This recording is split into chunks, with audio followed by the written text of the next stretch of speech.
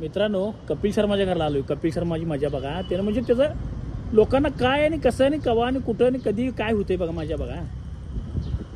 कपेदा ए कपेदा वहिनी कपिल शर्मा फोन केलता की मला, बोलवा की ये. तंद्रीत आहेस काय? तंद्रीत आहेस काय म्हणलं? हा ए मी श्रावणपाळी सोड. काय झालं? काय राहिला विषय? हा मग सोनी माहिती की मला.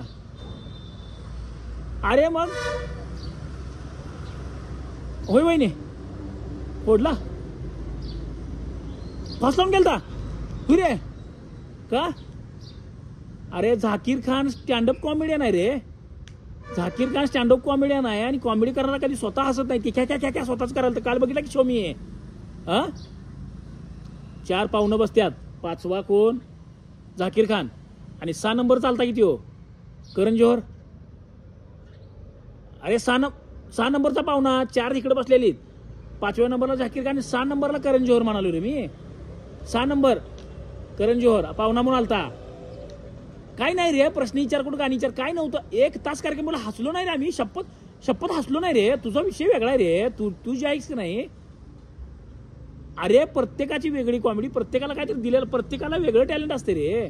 आता मी हवाई मध्ये जाऊन आलो. धनंजय पवार आता बिग बॉस मध्ये आहेत. त्यांचं वेगळं टॅलेंट आहे, माझं वेगळं टॅलेंट आहे. कार्टून आण्या वेगळा आहे. मग आमचं रविदाजी वेगळं आहेत. प्रत्येकाला काहीतरी वेगळं टॅलेंट असते. प्रत्येकानं एवढं हे करायचं नसते. आता धनंजय पवार बिग बॉस मध्ये मी पिटवून घेऊ धाड राखेल टाकून. अरे मी हवाई मध्ये काम केलं, त्यांनी बिग बॉस मध्ये काम केलं. एवढं नसतंय काय करायचं.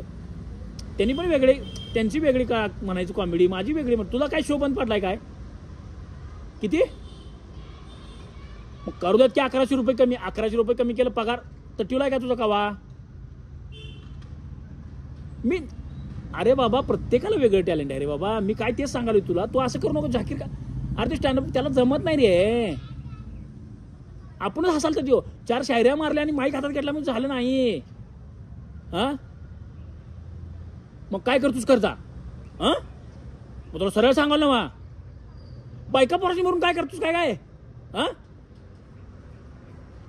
हा मी मारू कुठली पोरं?